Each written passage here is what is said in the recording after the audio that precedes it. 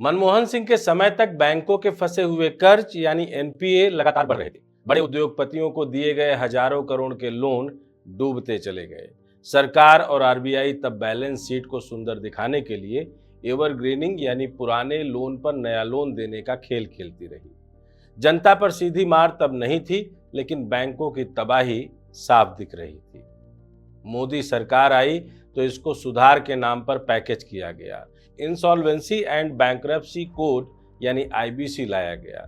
बैंकों को पूंजी पुनर्पूंजीकरण यानी रिकैपिटलाइजेशन के जरिए हजारों करोड़ रुपए का सरकारी पैसा दिया गया। लेकिन इसके बावजूद बड़े बड़े कॉरपोरेट कर्जदारों की मोटी रकम वसूली नहीं हो पाई। एनपीए का बोझ कम करने के लिए सरकार ने बैंकों को एक नया रास्ता दिखाया, ग्राहकों से सीधा शुल्क वसूली का। एटीएम निकासी चार्ज, न्यूनतम balance penalty, branch cash handling fees, ये सब उसी दौर में तेजी से बढ़े जब एनपीए की चोट सबसे गहरी थी। यह एक तरह की छुपी हुई नीति थी। उद्योगपतियों के डूबे कर्जों की भरपाई आम खाता धारक से करो। बैंक खुश क्योंकि बिना रिस्क लिए अस्थायी आय का नया स्रोत मिल गया। सरकार खुश क्योंकि हर शुल्क पर 18% जीएसटी बैठ गया, यानी बिना संसद में बहस के एक अस्थायी टैक्स स्कीम। और रिपोर्टिंग में दिखाया जा सकता है कि एनपीए घट रहे हैं क्योंकि घाटे की भरपाई शुल्क से हो रही है। यानी यहाँ तीनों खिलाड़ी संतुष्ट दिखते हैं। बैंक भी खुश, सरकार भी खुश, एनपीए भी कागज पर खुश। नुकसान सिर्फ जनता का है, जिसे अपने ही पैसों तक पहुंचने के लिए पेनाल्टी और टैक्स दोनों देना पड़ रहा है। अब जो नया ड्राफ्ट तैयार हो रहा है उसमें डिजिटल ट्रांजैक्शन पर सर्विस चार्ज, यूपीआई पर भुगतान शुल्क और छोटे छोटे कस्टमर सर्विस फीस के नए मसौदे हैं। सरकार यह सब कैशलेस इकोनॉमी और पारदर्शिता के नाम पर पेश कर रही है, लेकिन असली मकसद वही है, एनपीए के छेद की मरम्मत जनता की जेब से। यानी हकीकत यह है कि बैंकों और सरकार ने मिलकर इस लूट को पॉलिसी का रूप दे दिया है। कर्जदार उद्योगपति बच निकले, आम जनता फंस गई और सिस्टम ने इसे ही सुधार और मास्टर स्ट्रोक का नाम दे दिया। दरअसल यह एनपीए से शुल्क वसूली की गुप्त यात्रा का कालखंड है। नमस्कार, मैं डॉक्टर विजय शुक्ल।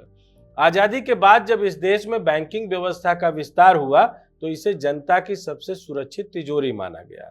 गांव का किसान, शहर का मजदूर, नौकरी पेशा मध्यम वर्ग और छोटा व्यापारी सबने भरोसा किया कि बैंक उनकी अपनी संस्था है। वहां जमा किया गया पैसा सुरक्षित है और जब भी चाहें वे बिना किसी शुल्क और बिना किसी टैक्स के उसे वापस ले सकते हैं। यही भरोसा भारतीय बैंकिंग की आत्मा था। लेकिन धीरे धीरे यह भरोसा खोखला होता गया। जिस व्यवस्था को सेवा और सुरक्षा का प्रतीक माना गया था, वही आज शुल्क और टैक्स का जाल बन चुकी है। यह खेल एक दिन में नहीं हुआ, बल्कि एक लंबी यात्रा के जरिए हुआ, जिसका अंकुर मनमोहन सिंह की सरकार के समय फूटा और जिसका विशाल वृक्ष नरेंद्र मोदी के मौजूदा दौर में अब खड़ा हो गया है। मनमोहन सिंह की सरकार के समय एटीएम का विस्तार हो चुका था और लोग इसे सुविधा का प्रतीक मानते थे। शुरुआत में किसी भी बैंक से कितनी भी बार नकदी निकालें कोई शुल्क नहीं था, लेकिन 2008-9 में आरबीआई ने नियम लागू किया कि हर महीने 5 एटीएम निकासी तक मुफ्त होगी और उसके बाद 20 रुपए प्रति निकासी लगेगा। यह पहला बीज था जिससे शुल्क की बेल निकली। उस समय की मौन सरकार ने इस मामूली शुल्क को चुपचाप लागू किया और जनता ने भी इसे बिना शोरगुल के मौन रहते हुए स्वीकार कर लिया, क्योंकि अधिकांश लोग 5 निकासी में अपना काम चला लेते थे। शाखाओं से निकासी पर कोई शुल्क नहीं था, न्यूनतम बैलेंस न रखने पर भी पेनाल्टी मामूली थी और मोबाइल बैंकिंग सेवाओं पर कोई अतिरिक्त शुल्क नहीं था। बैंकों की कुल कमाई में गैर ब्याज आय का हिस्सा औसतन 10 से 12% ही था। एसबीआई की कमीशन, ब्रोकरेज और एक्सचेंज से कमाई 2010-11 में केवल 8 से 10 हजार करोड़ के बीच थी। निजी बैंकों की स्थिति भी ऐसे ही थी। सरकार की हिस्सेदारी सीमित थी क्योंकि शुल्क पर केवल 12 से 14% सेवा कर लगता था और वह भी हर सेवा पर नहीं। जनता को भी अब लगता था कि यह एक तकनीकी व्यवस्था है और बैंक अब भी जनता के साथ है।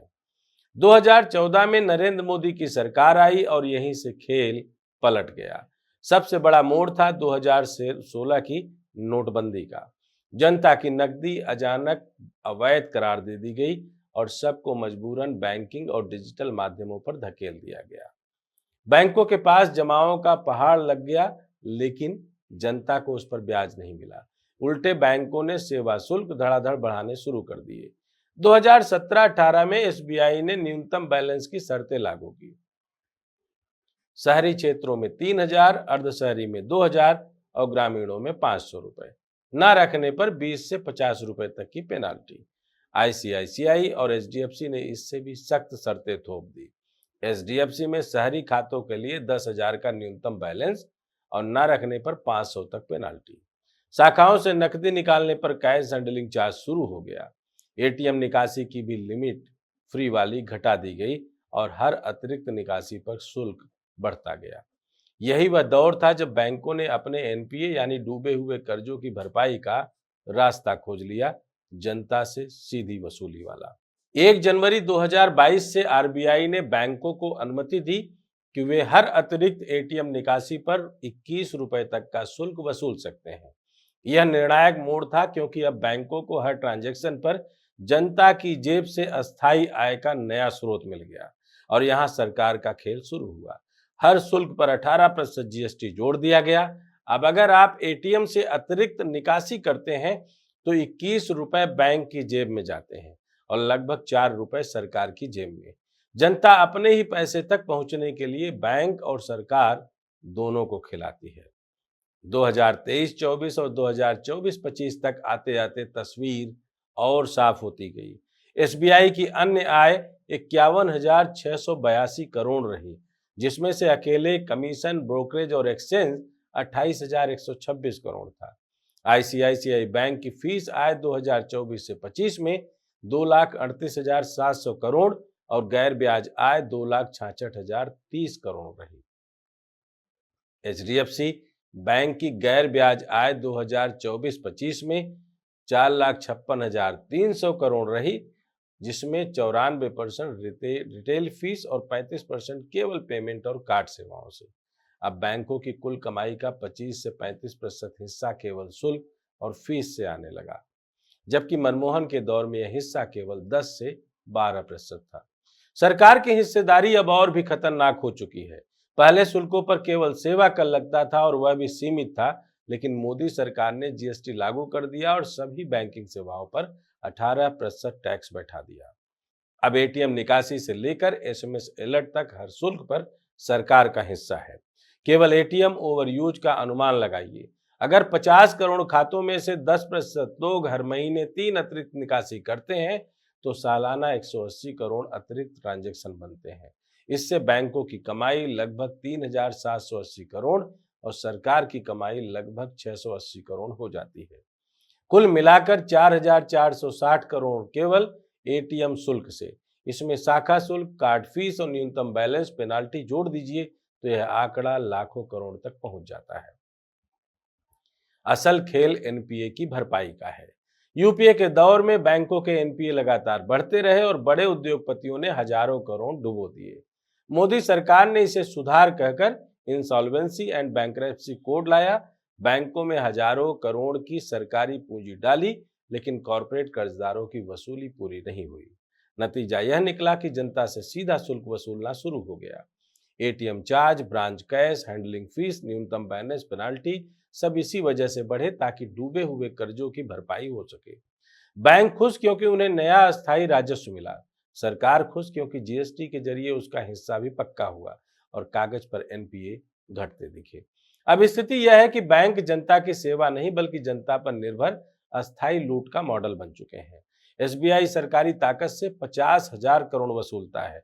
आईसीआईसीआई और एचडीएफसी निजी बैंकिंग के नाम पर करोड़ों खातों से लाखों करोड़ बटोरते हैं और सरकार हर शुल्क पर टैक्स लगाकर भस्मासुर की तरह और भी ताकतवर होती जा रही है।